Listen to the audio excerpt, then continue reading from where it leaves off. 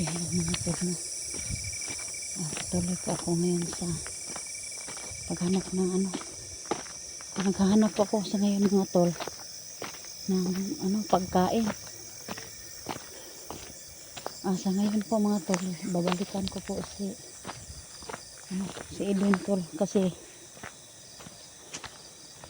natapos kong maghanap ng ano, kung ano-ano lang yung nakikita ko dyan na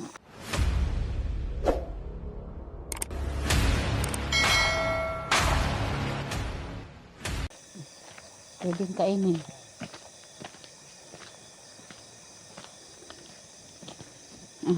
Yung ano ko mga tol, nakita ko yung may isang puno po na saging na ano, hinog. Tapos mga tol, kumuha lang ako ng isang ano, yung isang sipi.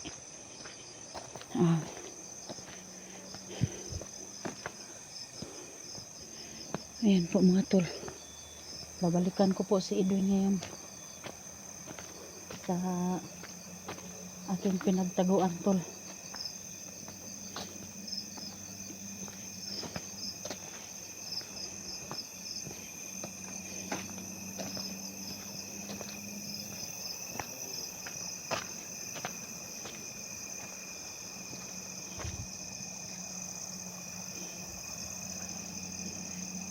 Sana hindi lumabas si Edwin mga tol no?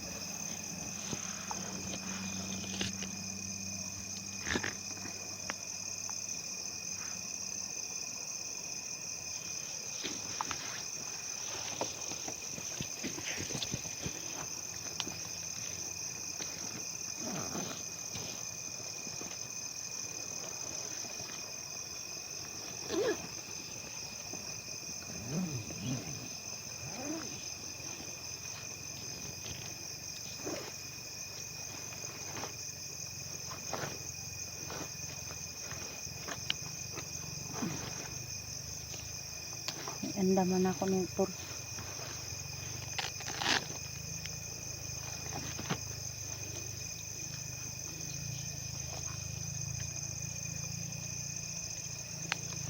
Andaman ako niya ko ang mga tol.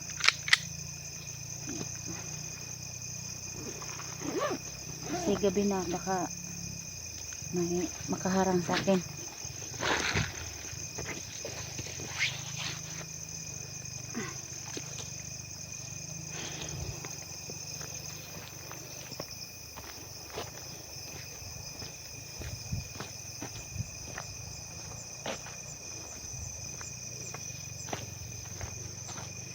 Sana tol hindi lumabas si Edwin sa aking pinapatago ano.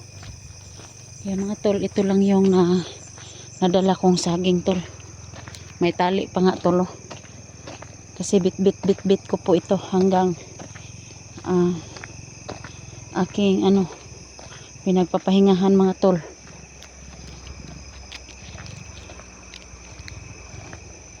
Ayan po, tapos ano po naman yung baril ko tol, giandam na ko tol kasi po gabi po ngayon tol, baka may biglang humarang sa dinadaanan ko tol no.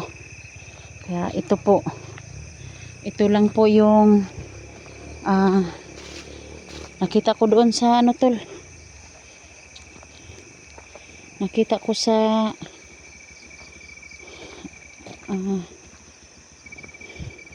bundok tol. Kasi dito tol iba po yung saging dito, yung ano may hilaw pa. Kaya naghanap ako ng hinog. Parang may makain lang si Edwin tol, kaya sa ngayon tol balikan ko si Edwin tol, baka anong nangyari sa kanya. Para naman kahit saging lang tol, may laman yung tiyan.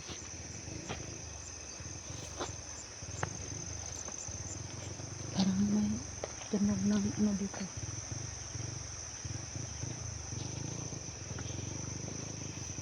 Siguro naman tol, no, sana walang humarang sa akin mga tol, kasi po sobrang delikado po, no, kasi gabi na, ako lang mag-isa po, ako lang po dito lumakad ng mag-isa tol. Kaya sana po tol, walang masamang mangyari sa akin ngayong gabi. At saka ano po, may buwan.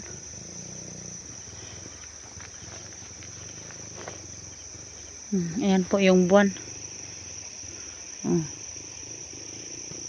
Gabi na talaga.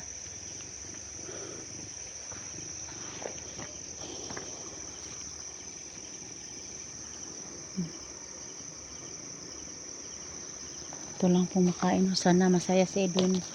Sana masaya si Edwin pag makakita ng pagkain tol.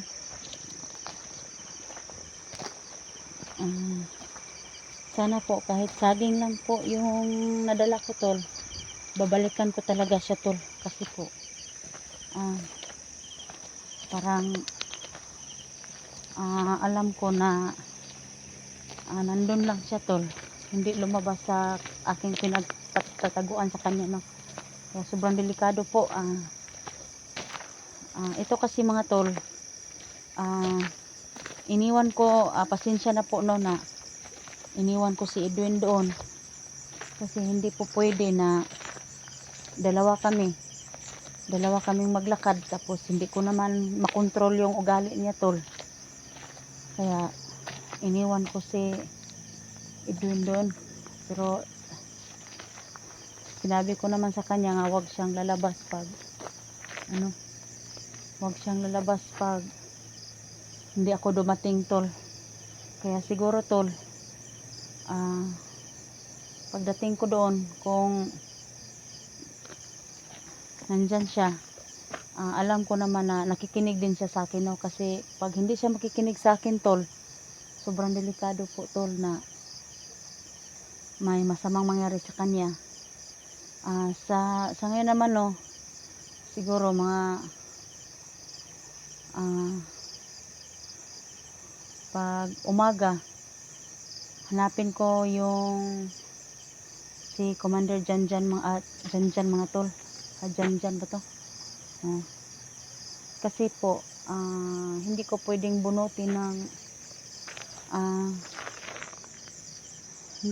bunutin yung pana nga nandun sa ulo mga tol ni Edwin tol. Kasi po may may kang itim po daw to. Kaya hindi ko pwedeng bunutin tol, kaya baka anong mangyari sa kanya tol. Kaya naghahanap ako kay Commander Janjan. Yun lang po yung kailangan ko tol, na hanapin si Commander Janjan tol, para mabunot na yung pana sa ulo ni Edwin tol, no.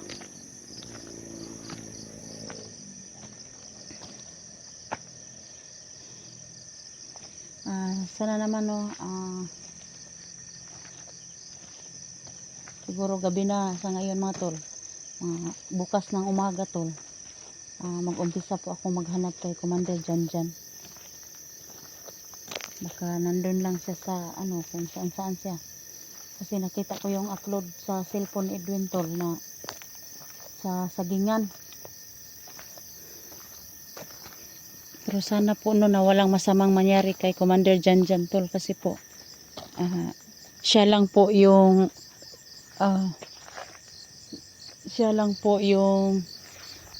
kailangan kong makita tol, kasi siya lang po yung makabunot sa pana sa bandang ulo ni Edwin tol, no. Kasi po hindi ko pwedeng bunutin tol, kasi po baka anong mangyari sa kanya. Sabi nila pag binunot ko raw, or sinong makabunot sa kanya na hindi si Commander Janjan,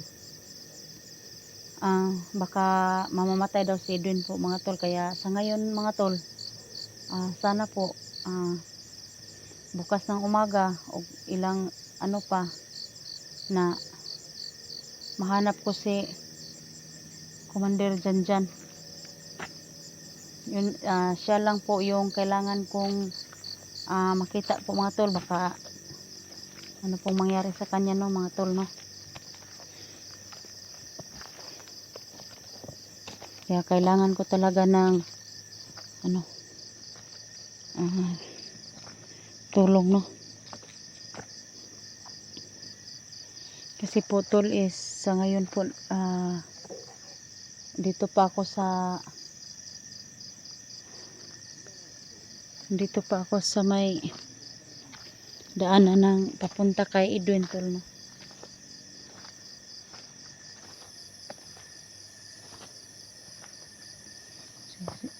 Babalikan ko talaga si Edwin tol kahit gabi tol. Kahit gabi po may nakita naman ako ng saging doon nga hinog. Siguro ito lang po siguro yung pwede kainin niya no. Kasi po mga tol is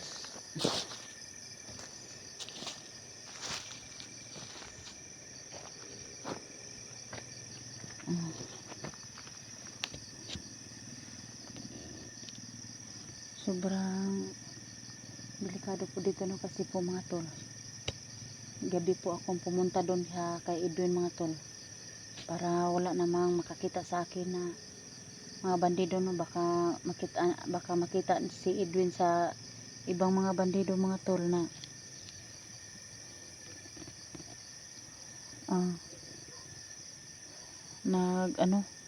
doon si Edwin mga tol nagtatago tol. Kaya gabi po akong pumunta doon sa kanya tol. Baka nakita si Edwin ba ng mga bandido niya, patyon siya ba, kawawa talaga. Kaya gabi po akong bumalik sa kanya para hindi po ako matunton. Kasi po mga tol ako lang po yung nakakaalam na kung saan ko tinago si Edwin tol no.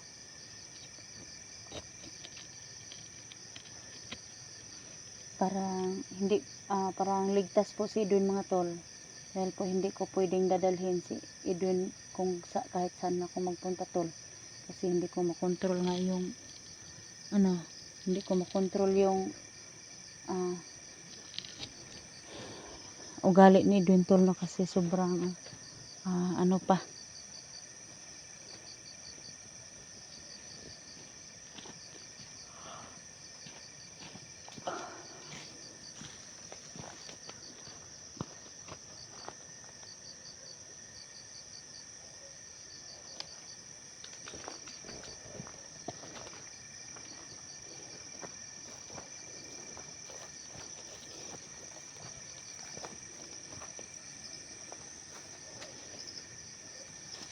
Ayan po mga tol no. Dito po ako sa mga tol.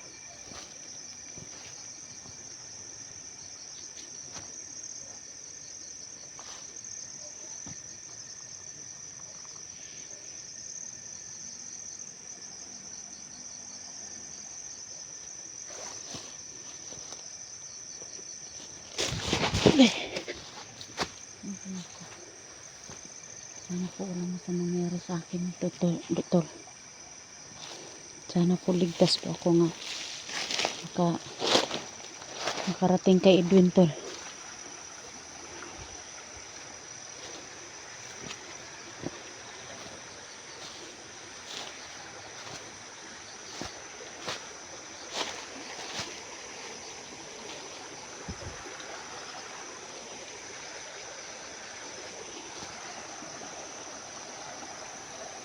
Dito po ako sa kilid ng sapa tol.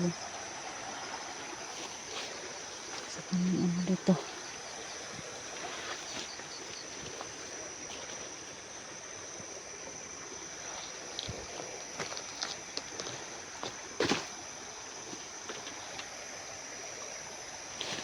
Okay.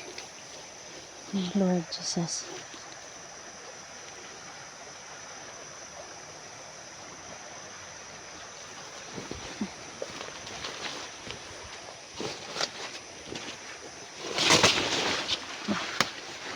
Lord.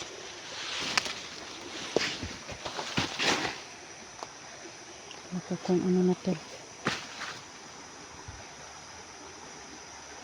Dito po ako ngayon sa may kilid ng sapat tol. Aray ko. Sa iyong dinadaanan ko mga tol.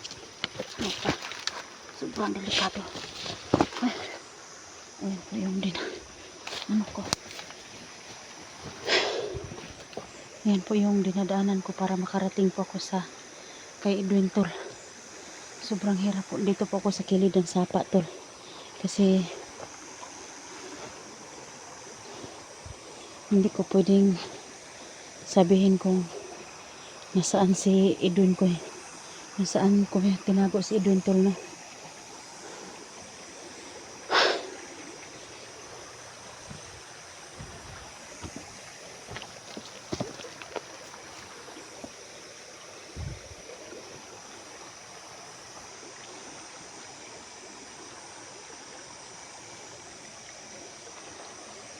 Dito po ako sa may ano tol. Sa gilid ng sapa tol. Ayan po, tumunog po yung tubig.